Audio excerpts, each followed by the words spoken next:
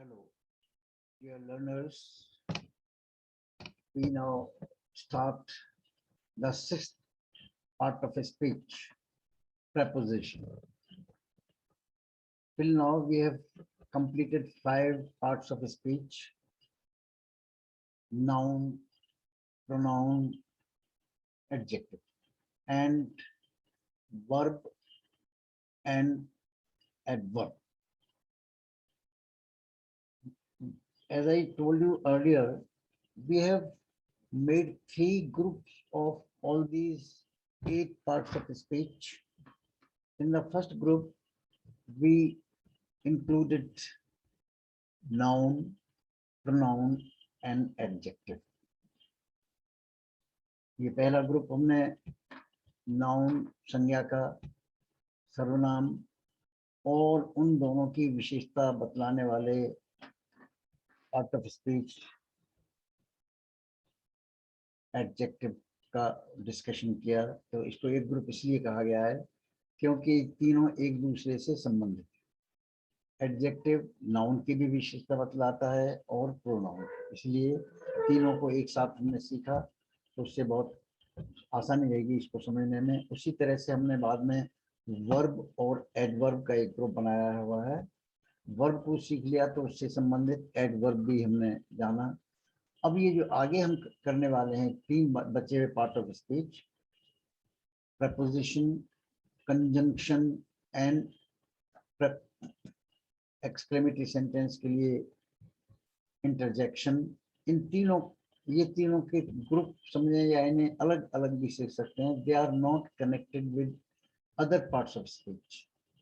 ये बिल्कुल अपने आप में इंडिपेंडेंट हैं, इसलिए इनको अलग ढंग से कभी भी आगे भी सीख सकते हैं, पीछे भी सीख सकते हैं, लेकिन उन 5 को हमने एक दूसरे संबंध होने के नाते आपको समझाया है। ये प्रपोजिशन, ये छठा जो पार्ट ऑफ स्पीच है, ये भी अलग ढंग से इसको जानना पड़ेगा, क्योंकि बिना इसके हम संबंध नहीं प्रदर्शित कर सकते। इसको हिंदी में कहते हैं संबंधवाचक। संबंधवाचक किस चीज से संबंध रखता है कि ये संज्ञा या सर्वनाम का वाक्य के अन्य शब्दों से संबंध बताता है, इसीलिए इसको मैंने नाम रखा है ए रिलेटिंग वर्ड। जैसे अभी आपने देखा, नाउन को हमने नेमिंग वर्ड, प्रोनाउन को सब्स्टिट्यूटिंग वर्ड, एडजेक्टिव को क्वालिफाइंग वर्ड और वर्ब को डूइंग वर्ड और एडवर्ब को हमने मॉडिफाइंग वर्ड बताया था। Now this is sixth one, preposition. It is a relating word, means telling about the relationship of noun or pronoun with other words। क्या मतलब हुआ कि संज्ञा और सर्वनाम का वाक्य के अंदर अन्य किन शब्दों से संबंध है इसका, उसके बारे में है। इनको हिंदी में बताया संबंधवाचक। क्या होते हैं? संबंध आप जानते, जोड़ने वाले या उसका संबंध बताने वाले, जोड़ने वाले नहीं संबंध बताने वाले हैं। जैसे in, on, upon, with, by, for, to, into, before, after, within, without, against, beside, inside, outside, above, below, over, under, through, at, beyond, from, behind, across, between, among, since, of, about, amidst. These are some examples of preposition words। ये preposition words हैं। इनके जैसे पहला शब्द हमने सीखा है, बताया मैंने आपको, IN, इन माने अंदर, ON, ऑन माने ऊपर, अपॉन इसका भी ऊपर अर्थ है, विद साथ में, बाई माने द्वारा या के निकट। इस तरह से इनके सबके अलग अलग अर्थ हैं। तो ये इनको हम किस तरह से इनका को यूज करते हैं, जैसे आप देखेंगे कि जैसे a book is on the table, एक किताब मेज के ऊपर है। अब यहाँ पर कैसे आपने इसका यूज किया है, ऑन द टेबल। अब जैसे टेबल नाउन है और बुक ये भी नाउन है, बुक और टेबल का क्या संबंध है? इन दो नाउन को ऑन से जोड़ दिया गया है, ऑन का से संबंध का पता लगता है। ये किताब मेज के ऊपर है, तो यानी किससे संबंध, बुक और टेबल का क्या संबंध है, ऊपर का। इसी तरह से the stool is under the table, stool और टेबल ये दो नाउन हैं, इनको किस तरह से इनका संबंध बताया गया, अंडर से, अंडर वर्ड से बनाया है जो प्रपोजिशन है अंडर। यहाँ पर स्टूल का और संबंध का मेज से संबंध नीचे का है। The chair is beside the table, कुर्सी मेज के निकट है। यहाँ पर चेयर नाउन है और टेबल नाउन है, इन दोनों का प्रपोजिशन बिसाइड से संबंध बताया निकट का, यहाँ पर कुर्सी का संबंध मेज से निकट का है। इस तरह इनको हम प्रयोग करते हैं, in, on, upon, by, for, without. ये जो शब्द हैं ये एक क्या करते हैं, वाक्य के अंदर एक नाउन का दूसरे नाउन से या प्रोनाउन से क्या संबंध होता है, कैसा संबंध है, ये इससे जाहिर होता है, इसको हम प्रपोजिशन कहते हैं। अब हम प्रपोजिशन के काइंड्स के बारे में बात करते हैं। देयर आर 5 टाइप्स और काइंड्स ऑफ प्रपोजिशन। वो क्या होती हैं, जैसे भी कुछ उदाहरण दिए आपको। सिंपल, सिंपल माने वन वर्ड ओनली, छोट है, जैसे इन अंदर, ऑन ऊपर, बाई के द्वारा, फॉर के लिए, ऑफ का, फ्रॉम, विथ, टू, इस टाइप के शब्दों को सिंपल कहते हैं। इनमें डायरेक्ट ही शब्द बने हुए हैं प्रपोजिशन के ऊपर। This book is for you, ये किताब तुम्हारे लिए है। तो बुक नाउन है, यू प्रोनाउन है, तो बुक और आपका क्या संबंध है, के लिए से संबंध है। यह पुस्तक तुम्हारे लिए, फॉर यू, ये इसमें बताया। दूसरा प्रपोजिशन क्या हो सकता है, डबल वर्ड का है। इन और टू मिलकर के इन टू बन गया, ऑन और टू मिलके ऑन टू बन गया, अप और ऑन मिलके अपॉन बन गया, विद और इन मिलकर के विद इन बन गया, विद और आउट बन करके विदाउट बन गया। ये भी प्रपोजिशन है, लेकिन ये दो शब्दों से मिलके बने, इसलिए डबल प्रपोजिशन कहते हैं। नामों को इतने जानने की, लेकिन यहाँ एक सिर्फ आपको परिचय दिया जा रहा है किस तरह से बनते हैं, हमें इनसे कोई मतलब नहीं, इनका यूज आना चाहिए।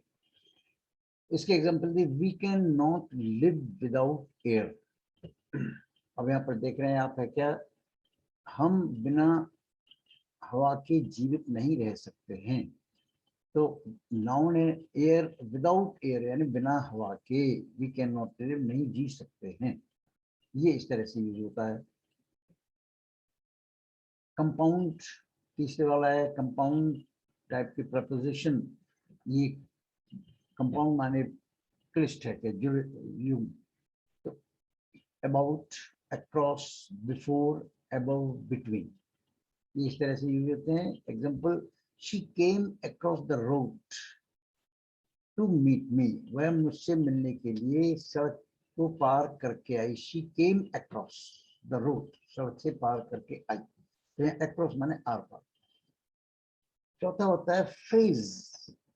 फ्रेज का क्या मतलब होता है, जब दो शब्द एक साथ जुड़े हुए आते हैं, उनका ग्रुप बनता है दो शब्दों का, जिनमें एक प्रपोजिशन होता है, उसको हम फ्रेज वाला प्रपोजिशन कहते हैं। इनमें क्या होता है, जैसे उदाहरण के लिए अकॉर्डिंग के बाद टू, अकॉर्डिंग टू, हमेशा अकॉर्डिंग टू आएगा, according in, according for, according of, according with, ऐसा नहीं कह सकते, तो इनके साथ ये शब्द जुड़े हुए हैं। According to, because of, due to, in spite of, ये तीन शब्दों से मिलकर के एक फ्रेज बन गया। कुछ शब्दों के समूह को हम फ्रेज कहते हैं, वाक्यों और शब्दों का समूह। इन ऑर्डर टू, ये साथ ही आएंगे हमेशा, इन ऑर्डर टू के वास्ते। बाई मीन्स ऑफ, के माध्यम से, के साधन से। बाई डिंट ऑफ, के कारण, के अनुसार। इन केस ऑफ, उस स्थिति में। इस तरह से ये दो तीन शब्दों का मिलकर के फ्रेज बनता है, ग्रुप बन जाता है, जो जिसमें एक प्रपोजिशन होता है लास्ट में, उनको हम कहते हैं फ्रेजल प्रपोजिशन या फ्रेज वाला preposition. I repeat some examples: according to, because of, due to, in spite of, in order to, by means of, by dint of, in case of। अब इनको कैसे यूज होता है, जैसे एग्जांपल दिए, he failed in spite of working hard, वह मेहनत करने के बावजूद असफल हो गया। इन स्पाइट ऑफ का मतलब के बावजूद। इस तरह से इनके आगे और डिटेल से आपको समझाए जाएंगे। ये आपको एक खाली इंट्रोडक्शन दिया जा रहा है पार्ट्स ऑफ स्पीच का। इनको आगे और यूज करेंगे तो आपके आसानी से समझ में आएगा। पांचवा प्रपोजिशन जो बनता है वो है पार्टिसिपियल, जेरंट एंड पार्टिसिपल। ये जानेंगे आप है क्या। जेरंट में भी आईएनजी वर्ब में होता है और पार्टिसिपल में भी आईएनजी होता है, लेकिन इनके प्रयोग अलग अलग हैं। वो आपको उस समय और डिटेल से बताए जाएंगे जब जेरंट एंड पार्टिसिपल की बात करेंगे। ये आईएनजी वाले कुछ शब्द हैं जो प्रपोजिशन की तरह काम करते हैं, जैसे considering, during, regarding, excepting, EXCEPTING, excepting, concerning. एक उदाहरण दे रखा है, जैसे considering your age they should give you an easy job. आपकी उम्र का ख्याल रखते हुए, कंसिडर माने विचार रखते हुए, विचार करते हुए, सोचते हुए, समझते हुए, दे should give you an easy job, आपको उन्हें एक आसान काम देना चाहिए आपकी उम्र का ख्याल करते हुए। तो कंसिडरिंग तो ये प्रपोजिशन है। तो इस तरह से इनका ही। अब इनको कैसे यूज किया जाता है प्रपोजिशन को, ये भी आपको 5 तरह के बताए मैंने आपको। Simple, in, on, with, by और एक एक शब्द के। देन डब्ल्यू वाले बताए into, on to, upon, with in, without, इस टाइप के। तीसरा बताए कंपाउंड,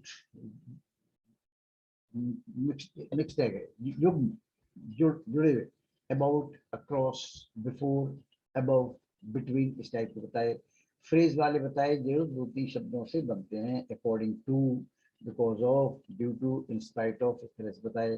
पार्टिसिपियल में आईएनजी कुछ शब्दों में मिला करके उनको हम प्रपोजिशन की तरह यूज करते हैं, considering, during, regarding, excepting, concerning. अब हम बात करते हैं इनके प्रयोग की, how they are to be used, उनका यूसेज क्या कैसे होगा ये बताते हैं। नंबर 1, हिंदी के विपरीत अंग्रेजी में प्रपोजिशन का प्रयोग संज्ञा शब्द से पहले होता है। कैसे? हिंदी में अलग तरह का है, अंग्रेजी में अलग तरह का इसका प्रयोग है।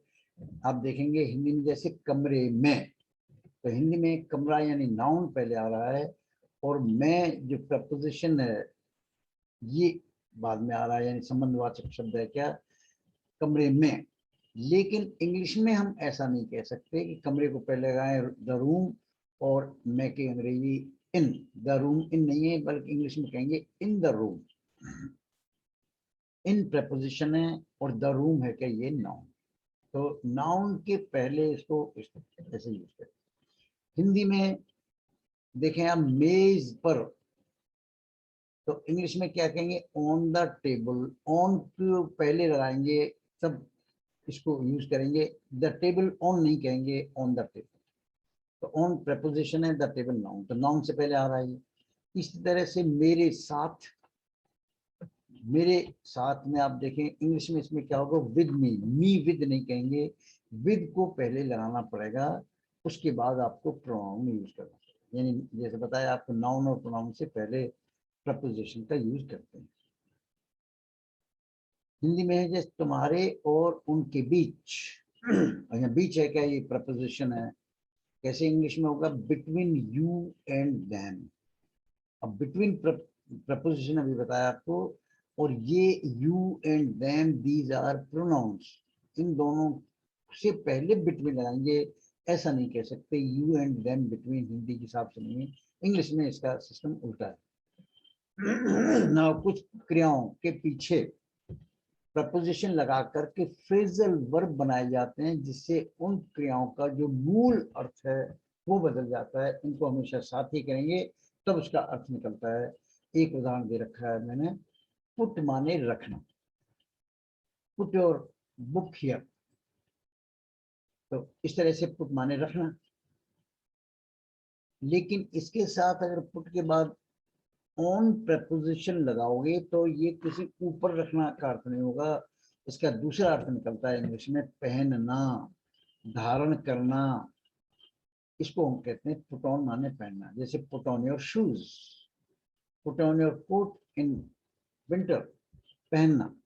ऐसे दूसरा एक उदाहरण दे रखा है, इसको फ्रेजल वर्ब, जिसको मैंने वही बताया फ्रेजल वर्ब कहते हैं। वर्ब में कोई प्रपोजिशन लगा होता है तो उसका कोई अर्थ अलग बन जाता है, वो है ऐसी put off, O double F. Put off माने उतारना, पुट ऑन का अपोजिट क्या हो जाएगा, put off. Put off your shoes when you enter the kitchen, इस तरह से जूते उतारना। और उसी पुट के आगे अगर हम अवे लगा देंगे, AWAY, अवे, तो इसका अर्थ हो जाएगा स्थगित करना। The meeting has been put away. इस तरह से इनके यूज होते हैं, यानी इसको कहते हैं फ्रेजल वर्ब। ये हिंदी में ऐसी कोई बनावट नहीं है ग्रामर में, लेकिन इंग्लिश में है और ये बहुत काम में आती है, इसलिए इसको भी जानना पड़ेगा। प्रपोजिशन के संबंध में आपको कुछ स्पेशल नोट मैंने लिखा है। क्या है, कुछ प्रपोजिशंस एडवर्ब्स की तरह भी यूज होते हैं। एडवर्ब का मतलब क्या हुआ, क्रिया की विशेषता बतलाने में। जब कोई शब्द किसी नाउन या प्रोनाउन से संबद्ध होता है, उनसे जब होता है, तो वह प्रपोजिशन कहलाता है। अभी आपको बताया नहीं तो एडवर्ब कहलाता है। कैसे उदाहरण डिफरेंस देखना इसमें, the students were in the class, विद्यार्थी कक्षा के अंदर थे। अब कैसे इन द क्लास, अभी बताया आपको कि नाउन से पहले प्रपोजिशन यूज करेंगे। लेकिन दूसरे सेंटेंस में देखेंगे, द स्टूडेंट्स केम इन, बच्चे अंदर आए, विद्यार्थी अंदर आए। तो यहाँ पर आप देख रहे हैं कम के बाद, कम का पास्ट टेंस होगा केम, और बाद में प्रपोजिशन लगा हुआ है इन, लेकिन आगे कोई नाउन वगैरह नहीं है। अब ऊपर वाले सेंटेंस में the students were in the class, लेकिन यहाँ पर the students came in the class नहीं दिया हुआ, खाली केम इन आ रहा है। तो यहाँ पर प्रपोजिशन न मान करके इनको एडवर्ब मानते हैं, क्योंकि ये विशेषता बतला रहा है आने की। कहाँ पर आए, अंदर आए, और जगह नहीं, अंदर आए, इसलिए ये एडवर्ब कहलाता है। The cell phone is on the table, ये सिंपल यूज है प्रपोजिशन का कि ऑन द टेबल, मेज के ऊपर है। लेकिन आप ये देखें एक अगले वाक्य की बनावट, लेट अस मूव ऑन, चलो अब हम आगे चलें। तो यहाँ पर ऑन का मतलब ऊपर नहीं है, मूव के साथ जुड़ा हुआ है, की विशेषता बतला रहा है मूव की, ये एडवर्ब है। लेट्स मूव ऑन, कहने मतलब ये है कि वाक्य के लास्ट में अगर कोई प्रपोजिशन आ रहा है और उसके बाद नाउन नहीं आ रहा है, तो that will be called as adverb, इसको हम एडवर्ब मानेंगे। I joined this office before you, अब आप ये प्रपोजिशन का सिंपल यूज है, मैंने इस ऑफिस को तुमसे पहले ज्वाइन किया था। तो इसमें बिफोर प्रपोजिशन और आगे यू आ रहा है, ये प्रोनाउन, तो इसलिए नाउन या प्रोनाउन से पहले प्रपोजिशन आता है, सिंपल यूज है। अब अगले वाला सेंटेंस देखें, I had never been here before, अब ये बिफोर के आगे और कोई नाउन या प्रोनाउन नहीं आ रहा है, इसलिए इसको एडवर्ब मानते हैं हम। मैं यहाँ पर इससे पहले कभी नहीं आया हूँ, नहीं रहा हूँ, ये इसको। दूसरा पॉइंट क्या देखेंगे, अभी मैंने आपको कुछ उदाहरण दिए। प्रपोजिशन को एडवर्ब की तरह भी यूज करते हैं, कब करते हैं, कब माना जाएगा एडवर्ब, जब उसके आगे कोई नाउन वगैरह नहीं दिया होगा। अब सेकंड इसका पॉइंट और क्या बताया मैंने, English as a preposition, English का प्रयोग सबसे कठिन है, क्योंकि हिंदी में एक ही शब्द संबंधवाचक शब्द सभी जगह समान रूप से प्रयुक्त होता है। तो इस तरह से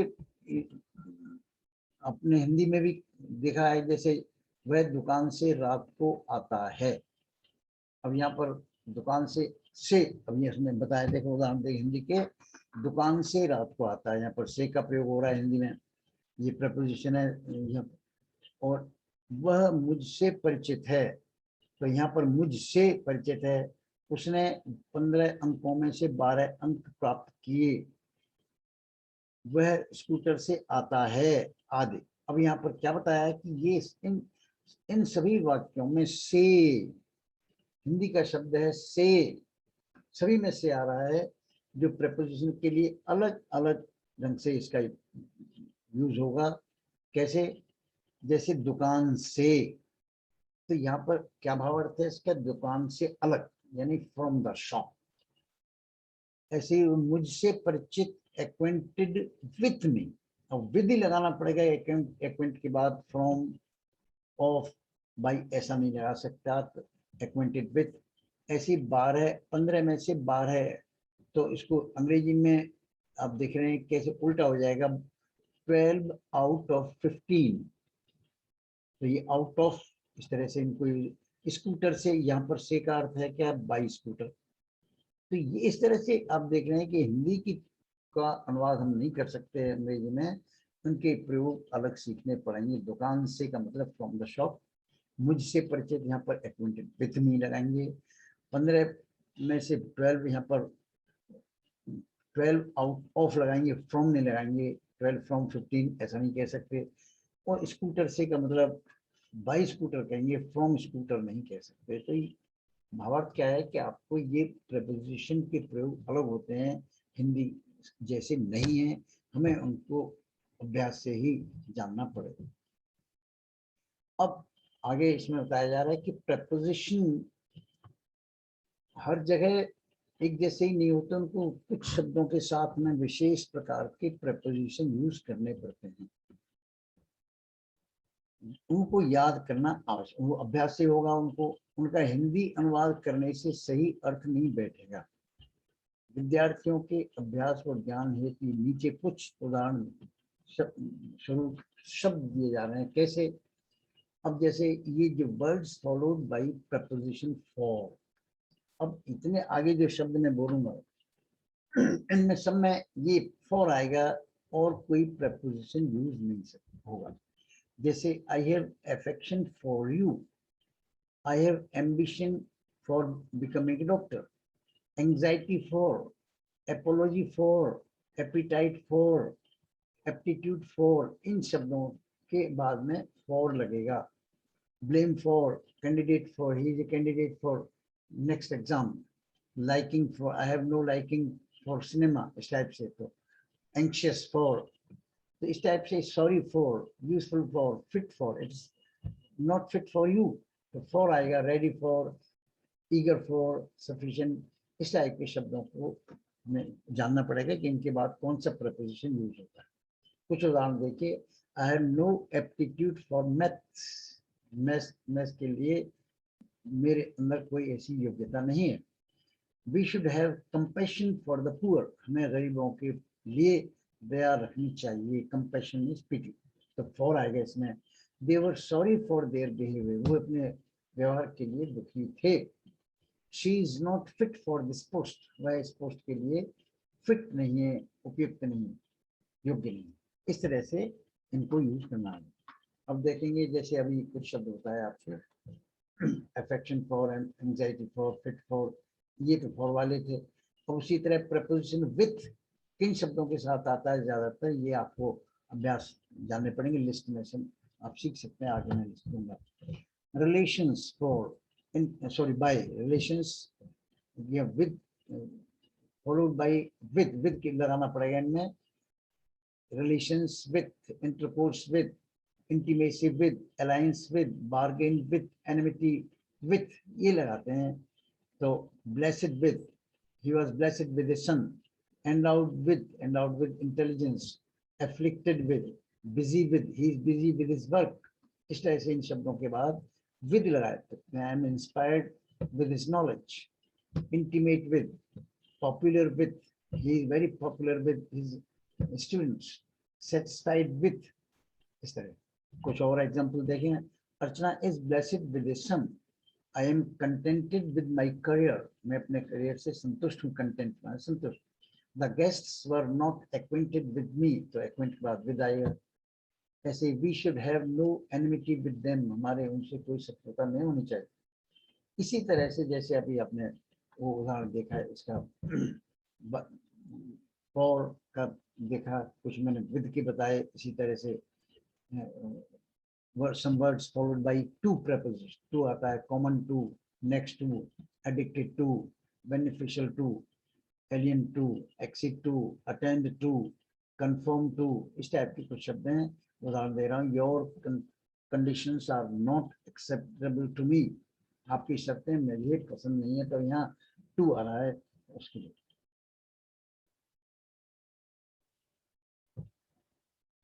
और I apologize to my father. मैंने अपने पिता से क्षमा याचना की. अब यहाँ हिंदी में तो से आ रहा है, लेकिन आपको apologize के बाद हमेशा to आता है, इसलिए आपको ये प्रपोजिशन है.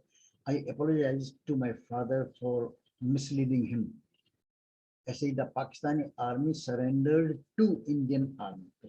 सरेंडर का टू आता है. तो कुछ प्रपोजिशन इस तरह से, कुछ फ्रॉम आते हैं कुछ शब्दों के बाद. फ्रॉम प्रपोजिशन एब्सेंट, वह क्लास से एब्सेंट है, he is absent from the class. Escape from, exempt from, उसे मुक्त हो जाना. You cannot be exempted from this blame. Interfere, don't interfere. Escape from, deliver from, digression, derive, differ from, prevent from, protect from, recover from, recover from corona. इस तरह से इनको. और example देखें. Alok was absent from the class today. You cannot escape from the duty. Rakesh's name has been excluded from the list. Nobody can prevent me from going there. इस तरह ऐसे कुछ शब्द है. क्या ऑफ प्रपोजिशन लेते हैं अपने बाद में. ये शब्द है fond of, ignorant of, charge of, want of, proof of, afraid of, accused of, composed of, desirous of, ignorant of, lame, proud of, sure of. इस टाइप से कुछ शब्द हैं. और कुछ एग्जाम्पल दी हुई हैं. इन प्रपोजिशन को कैसे यूज करते हैं, कौन से शब्द के बाद, वो आपको अभ्यास से सीखने पड़ेंगे. ऑन, ऊपर नहीं करते, यहाँ पर depend on, comment on, encroach on, insist on, impose on, trample on, decide on. इस तरह से उदाहरण देखिए. We should not depend on others. Too much tax has been imposed on export industry. They have to decide on this issue today only. Decide on. इस तरह से preposition के बारे में आपने ये जानकारी हासिल की. इसको आप वापस एक बार इनका रिवीजन कर लेते हैं प्रपोजिशन को. ये प्रपोजिशन आपको बताया क्या होता है. ये नाउन और प्रोनाउन का अन्य शब्दों से संबंध बताता है. इन अंदर, ऊपर, नीचे, इस तरह से इंग्लिश में इन, ऑन, अपने बताया. इनका रिलेटिंग वर्ड मैंने बताया. इसकी डेफिनेशन कैसे हो जाएगी. A word which tells about the relationship of noun or pronoun with other words in the sentence. वाक्य के अंदर नाउन या प्रोनाउन का संबंध दूसरे शब्दों से कैसा होता है. इन अंदर का, ऊपर का, नीचे का, बाहर का.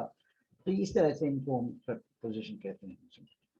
उनकी 5 प्रकार बताएं आपको. जैसे सिंपल, नाउन, अपॉन, डबल में into, onto, upon, within. Compound में आपको अबाउट, अक्रॉस, बिफोर, इस पर बताया. फ्रेज वाले हैं क्या, जैसे by means of, by dint of, in case of, because of, इस टाइप के बताए. और 5वां पार्टिसिपियल प्रपोजिशन में आई नहीं लगा होता है. उनको यूज कैसे करते हैं, हिंदी से बिल्कुल उल्टा है. कमरे में, हिंदी में तो आ रहा है कमरे के बाद में, लेकिन इंग्लिश में मैं की इंग्लिश इन पहले लगानी पड़ेगी. In the room. मेज पर, तो मेज के ऊपर है क्या, तो वहाँ पर ऑन द टेबल कहेंगे. द टेबल ऑन नहीं कहेंगे. ये आपको बताया आपको. और कुछ क्रियाओं में पीछे जो प्रपोजिशन आता है उससे उसका अर्थ बदल जाता है. उसको आपको याद रखना पड़ेगा. पुट माने रखना. ये सिंपल है. कोई चीज कहीं रखेंगे तो यूज पुट. लेकिन पुट ऑन को आप हृदय नहीं कर सकते. पुट ऑन माने पहनना. पुट ऑफ माने उतारना. पुट अवे माने स्थगित. ये इसका प्रपोजिशन, फ्रेजल वर्ब कहते हैं इसको. और कुछ नोट्स में बताया आपको कि इन्हें एडवर्ब की तरफ मानेंगे अगर लास्ट में हम कोई नाउन नहीं आ रहा था. स्टूडेंट्स केम इन, तो यहाँ पर इनके बाद कुछ नहीं दिया था, इसलिए इस इनको हम प्रपोजिशन न कह करके एडवर्ब मानते हैं. और इस तरह से का जैसे हिंदी के अनुसार हम अंग्रेजी नहीं बना सकते. से कई सेंस में आती है। हिंदी का जो से दुकान से या फ्रॉम का अर्थ होता है, किसी से परिचित विद का अर्थ आता है इसमें, और इतने में से कोई संख्या बताए आउट ऑफ आता है, और किसी वाहन के द्वारा हम चलते हैं तो बाइक स्कूटर, ये सब बात आपको जाननी चाहिए। और कुछ शब्दों बाद बताया कि इनके बाद आपको ध्यान रखना पड़ेगा कि कौन सा आता है प्रपोजिशन फॉर, ठीक है। कैंडिडेट फॉर, कैपेसिटी फॉर, ये बताया फॉर। किसी के साथ विद आता है, जैसे I have no relations with him, intercourse with, bargain with, enmity with, इस तरह से इनको यूज करते हैं। Intimate, popular with. और ऐसे टू का बताया, कुछ वर्ड्स है क्या हमेशा टू लेते हैं, accustom to, alien to, access to, acceptable to, apologise to, prefer to, I prefer milk to tea, तो यहाँ पर देन नहीं लगा सकते, टू लगाना पड़ेगा, बेहतर मानना। इस तरह से मैंने आपको कुछ ये एग्जांपल दी, इनको आपको जानना पड़ेगा। इस तरह से हम सीख पाए इसके बारे में, प्रपोजिशन यानी संबंधवाचक शब्द। ये पाठ हम यही समाप्त करते हैं।